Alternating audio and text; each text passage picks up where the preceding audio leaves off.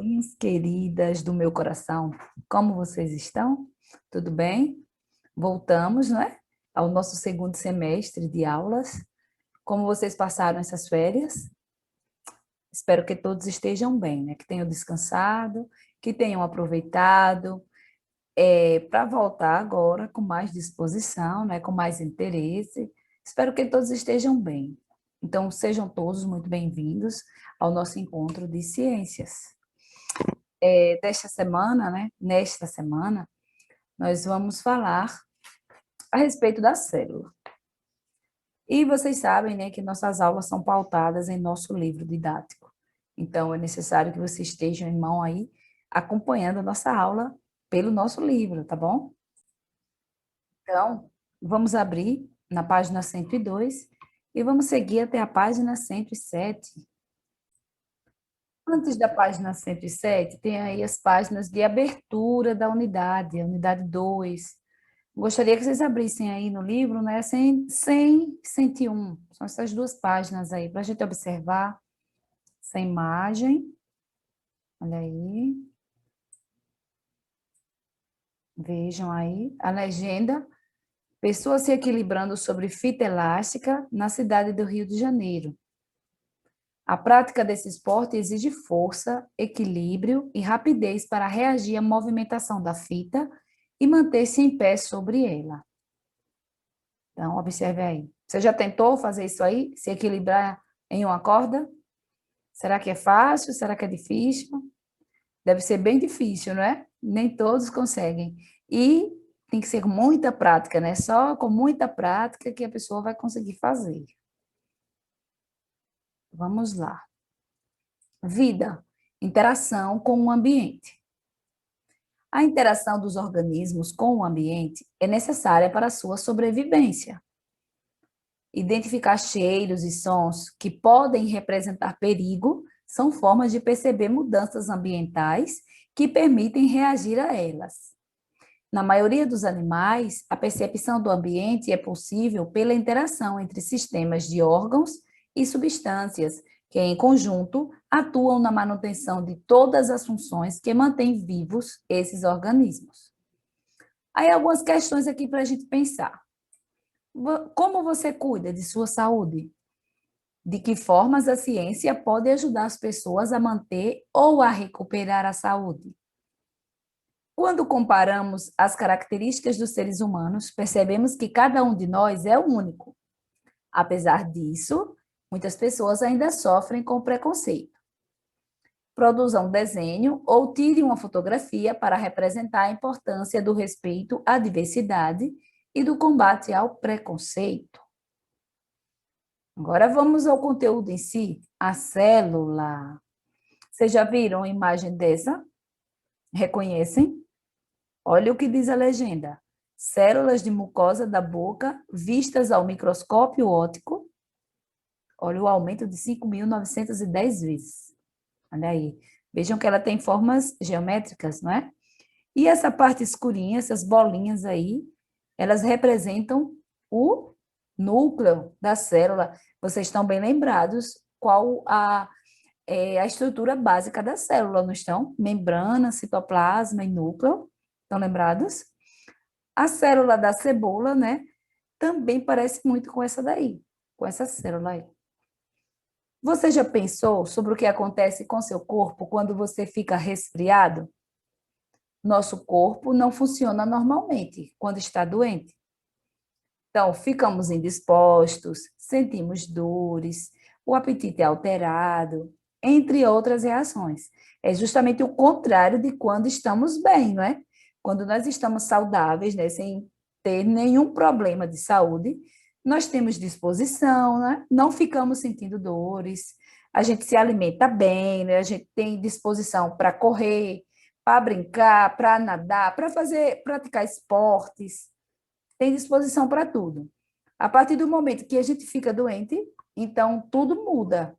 Ficamos indispostos, né? Sem coragem de fazer nada, até para se alimentar é difícil. Mas por que será que isso acontece? Há cerca de 300 anos, os cientistas descobriram algo surpreendente. que foi que eles descobriram? Os seres vivos são formados por pequenas estruturas vivas, as células. É o trabalho conjunto dessas unidades estruturais que possibilitam todas as atividades que os seres vivos realizam. Então, o corpo dos seres vivos é formado por células. Uma juntinho da outra, né? Vão se acumulando, vão se juntando, vão aumentando a quantidade, né? Desde lá do útero da mãe, né? Desde lá da sua formação. As células vão se multiplicando, né, em quantidade e vai formando o corpo dos seres vivos. Mas elas não apenas formam, como também desempenham funções. Então, cada uma dessas estruturas, cada uma das células, elas têm vida, né? Elas realizam uma série de funções dentro dessa célula e que mantém o corpo dos seres vivos, né? Saudáveis. Estudando as células, os pesquisadores descobriram que quando há problemas em seu funcionamento, o corpo pode adoecer. Então, se tiver problema no funcionamento da célula, que é cada uma delas, é como se fosse uma maquininha, né? Cada um é uma maquininha. Se der problema numa dessas maquininhas, então o corpo vai poder adoecer, né? Vai dar problema em nosso corpo, né? No corpo dos seres vivos. O estudo dessas pequenas estruturas nos ajuda, portanto, a compreender melhor a origem das doenças e a cuidar melhor da nossa saúde. As descobertas sobre as características e os mecanismos de funcionamento das células acabaram também facilitando a pesquisa de novos medicamentos e tecnologias. Vamos conhecer agora como é o funcionamento das células. Aí vamos responder essas questões? A questão é: você sabia da existência das células? Você que está aí no 6º ano, nas séries anteriores, né, nos anos anteriores, você ouviu falar de células? Ah, eu não ouvi, não. Você ouviu sim, vamos lembrar aí que você ouviu. Se não ouviu na escola, você ouviu pela televisão, porque sempre fala sobre isso, né? Pela internet, tem vários meios. E a gente sempre acaba ouvindo um pouquinho de tudo. Como podemos verificar se elas existem? Será que você consegue enxergar uma célula? O que há no interior de cada célula? Como a única célula dá origem a todas as células do nosso corpo? Uma única dá origem a todas as células. Vamos conhecer essas respostas? Vamos estudar um pouquinho e a gente vai ter resposta para cada uma dessas perguntas, não é? Então, olha aí, conhecendo a célula. As plantas, os seres humanos e os outros animais são formados por muitas células e, por isso, são chamados de seres multicelulares, também conhecidos como pluricelulares. Os termos multicelulares e pluricelulares vai dar o mesmo sentido, não é? É o que tem o corpo formado por muitas células. Calcula-se que no corpo de um ser humano adulto haja, em média, cerca de 30 trilhões de células. Consegue imaginar essa quantidade, gente? 30 trilhões. É célula que não acaba mais. Existem também seres formados por uma única célula. São chamados seres unicelulares, como a ameba da figura. Essa figura, a gente está vendo ela bem grande aqui, não é? Mas é só uma única célula, ela é bem pequenininha. Observe quantas vezes que ela foi aumentada a imagem. Olha aí, 300 mil vezes para poder conseguir essa imagem. Então, ela é minúscula, ela é microscópica. Então, gente, vocês perceberam a diferença de multicelulares para unicelulares? Percebam assim, todos os seres vivos têm o corpo formado por células. É uma característica dos seres vivos, ter o corpo formado por célula. Podem ser chamados de multicelulares ou unicelulares, eles podem ser assim. Lembrando que multicelulares significa que ele tem o corpo formado por muitas células. E ao contrário de unicelulares, porque esses seres têm o corpo formado por uma única célula. O exemplo que tem aí é a ameba, né? Já está exposto aí. A bactéria também tem o corpo formado por uma única célula. Vamos continuar. A maioria das células mede menos que a 10ª parte de 1 milímetro. No entanto, algumas, como o zigoto humano, chegam a atingir essa medida. Vejam, a maioria mede menos da 10ª parte de 1 milímetro, certo? Menos, pegar 1 milímetro. Lembra, vocês conseguem lembrar do milímetro? Qual é a medida de 1 milímetro? Vamos lembrar lá da régua que a gente compra lá, que a gente usa na escola? A régua, não tem uns tracinhos bem próximos uns aos outros? Aqueles pequenininhos? Então, de um tracinho pequenininho para o outro é 1 milímetro. Agora, imagina aquele espaço dividido em 10 vezes. Então, o tamanho da célula vai ser menos do que um pedacinho desse daí. Em 10, olha, a gente vai conseguir enxergar, mas tem uma célula que chega a atingir a 10ª parte. Veja, gente, como é pequeno. O zigoto, né, que é a célula, é, depois da fecundação, não é, dos gametas do espermatozoide com o óvulo, o ovócito, aí forma o zigoto. Então, nesse momento, ele pode chegar a essa parte de 10ª parte do milímetro. Mas como é possível estudar estruturas tão pequenas como as células? Então, pela medida aí, dá para a gente entender que é microscópico, a gente não consegue enxergar olho nu. Por causa de seu tamanho, as células devem ser estudadas por meio de instrumentos que permitam sua visualização, como o microscópio óptico, também chamado microscópio de luz. Esse tipo de microscópio tem várias lentes de aumento, que ampliam a imagem da célula, como veremos adiante. Além do microscópio, técnicas como a aplicação de corantes são empregadas para permitir o estudo das células e de suas estruturas. Olha aí o exemplo, uma imagem ampliada. Foi com a ajuda do microscópio que os cientistas descobriram a existência da célula. Observe aqui abaixo, né, células de uma planta aquática, a elódia. Elódia, o nome científico dessa planta é Egeria densa. Olha aí. Aí é o ramo da elódia. E as células dessa planta vistas ao microscópio. Então, numa imagem ampliada, é a imagem da célula dessa planta. Observe que elas são encaixadinhas uma na outra, né? Com as formas geométricas. Gente, para medir elementos tão pequenos quanto a célula, os cientistas criaram unidades de medida menores que 1 milímetro. Uma das mais usadas é o micrômetro, que corresponde à 1000ª parte do milímetro. A maioria das células humanas mede de 8 a 130 micrômetros. Então, observe a ameba, o tamanho da ameba, o óvulo, a célula da pele e a célula vermelha do sangue e o espermatozoide. Vejam, a diferença da ameba, que tem o corpo formado por uma única, não é?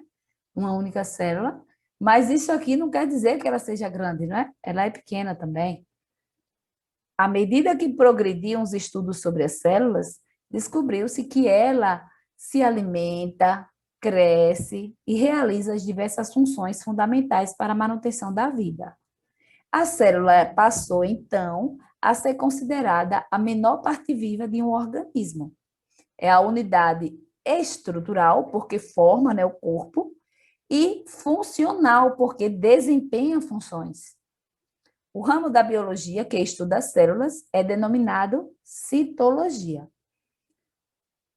Por dentro da célula, vamos descobrir o que é que ela faz, né? O que é que tem no interior da célula?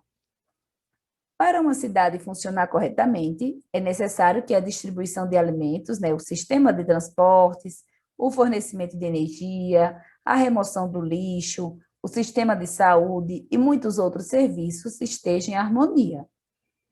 Algo semelhante ocorre com a célula. Ela é formada por diversas partes que funcionam em conjunto e a mantêm viva. Então, é uma maquininha dentro dessa célula, com várias funções, né? São várias pecinhas, várias funções. Ó, veja na figura abaixo esquemas de uma célula animal e de uma célula vegetal e de algumas de suas estruturas. Lembre-se de que as células são microscópicas. Nas representações, uma parte das células foi cortada para mostrar seu interior. Então, imagine que aqui seria a célula completa, mas ela está cortada, porque ela é toda envolvida por uma capinha, não é? Que é a membrana. Ela tem uma capa. Aqui é como se ela fosse cortada ao meio para a gente ver o que tem nela, o que tem dentro. Essa aqui é a célula animal, olha que está descrito no livro de vocês. E essa outra verdinha seria a célula vegetal. As duas têm núcleos, olha aí, ó, núcleos. As duas têm mitocôndrias, olha aqui, esse que parece um amendoim. As duas têm membrana plasmática, que é a capinha que fica envolvida. As duas têm o citoplasma, que é onde ficam essas outras organelas, essas estruturas menores. Elas ficam envolvidas, né, imersas no citoplasma. Agora vamos ver as diferenças. Olha aí, ó. Parede celular. Só a célula vegetal tem, que ela fica por fora da membrana. A membrana fica por dentro e a parede celular por fora. Vacúolo de suco celular. Vacúolo, aqui que é uma bolsinha de água. Só tem também na célula vegetal. E o cloroplasto também só encontra na célula vegetal. Então, essas três estruturas aqui são presentes, né, na célula vegetal. Você não vai encontrar isso na célula animal. Vamos continuar. A membrana plasmática é uma película que envolve a célula. Olha aqui, que a gente acabou de ver, a capinha aqui, ó. Ela envolve a célula e, entre outras funções, regula o que entra nela e o que sai dela. Os nutrientes, o oxigênio e as substâncias que são eliminadas pela célula passam sempre pela membrana, que funciona como uma espécie de portão, possibilitando a passagem de certas substâncias e impedindo a de outras. Já na célula vegetal, a membrana plasmática é envolvida pela parede celular, que é rígida e participa da sustentação da célula. Entre a membrana plasmática e o núcleo, encontra-se o citoplasma. Ele contém um material gelatinoso formado por água, sais minerais e outras substâncias. Nessa região, ocorrem diversas transformações químicas, fundamentais para a vida das células e dos organismos. Além disso, nele se encontram as organelas que realizam diversas funções dentro da célula. A mitocôndria, por exemplo, lembra da que eu falei que parecia um amendoim? Olha aqui, essa roxa, tem nas duas células, não é? Ela é a organela que obtém energia dos nutrientes utilizando o gás oxigênio. Ela está presente tanto nas células dos animais quanto nas células dos vegetais. E graças à sua atuação, esses seres vivos obtêm energia para realizar suas atividades. Nas células das plantas, encontra-se ainda o vacúolo de suco celular, que é uma cavidade cheia de líquido e, vamos lá, uma cavidade cheia de líquido que armazena sais, açúcares, proteínas e, principalmente, água. Há também os cloroplastos, organelas de cor verde, que contêm o pigmento clorofila e realizam a fotossíntese. Essas duas organelas e a parede celular não estão presentes na célula animal. Vocês lembram, né, que eu mostrei lá nas duas estruturas as diferenças, né? O núcleo é uma espécie de centro de controle das atividades da célula. É nesse compartimento que se encontra uma substância chamada ácido desoxirribonucleico, conhecida pela sigla DNA. O DNA estrutura-se em fios microscópicos que, por sua vez, originam-se nos cromossomos, aliás, organizam-se nos cromossomos. A figura representa um cromossomo que se desenrola até mostrar o DNA. Olha aqui o cromossomo todo enroladinho, não é? De DNA. Aí ele vai puxando o fiozinho. Olha aí como é a estrutura do DNA. Você já deve ter percebido que pessoas da mesma família costumam ter características semelhantes. O formato do nariz, a cor dos olhos e o tipo de cabelo, por exemplo. Essas características são passadas dos pais para os filhos por meio dos genes. Os genes encontram-se nos cromossomos e são formados por DNA. As características dos organismos dependem tanto dos genes quanto do ambiente. Então, olha aí, observem, o gene fica no cromossomo. Os genes são considerados a unidade básica da hereditariedade. Isso você vai ver melhor no 9º ano. O microscópio. Nós já falamos que para estudar a célula é preciso o microscópio, não é necessário o uso do microscópio, já que elas são tão invisíveis, né? São pequenininhas demais, invisíveis a olho nu. E o microscópio faz aumentar a imagem, né, do objeto observado. Como vimos, as células são estruturas muito pequenas. Por essa razão, só foi possível estudar essas estruturas a partir do desenvolvimento dos microscópios. Você já viu lá na escola, quando você estuda, já teve o prazer de olhar? É bem fantástico, né? Observar o microscópio, a imagem que ele proporciona, né? Seres tão pequenininhos e a gente consegue enxergar. Os microscópios ópticos são formados por conjunto de lentes que possibilita a ampliação de imagem. As lentes são de material transparente, por isso são atravessadas facilmente pela luz. Observem essa imagem. Olha aí o microscópio, né? E alguém está observando através do microscópio.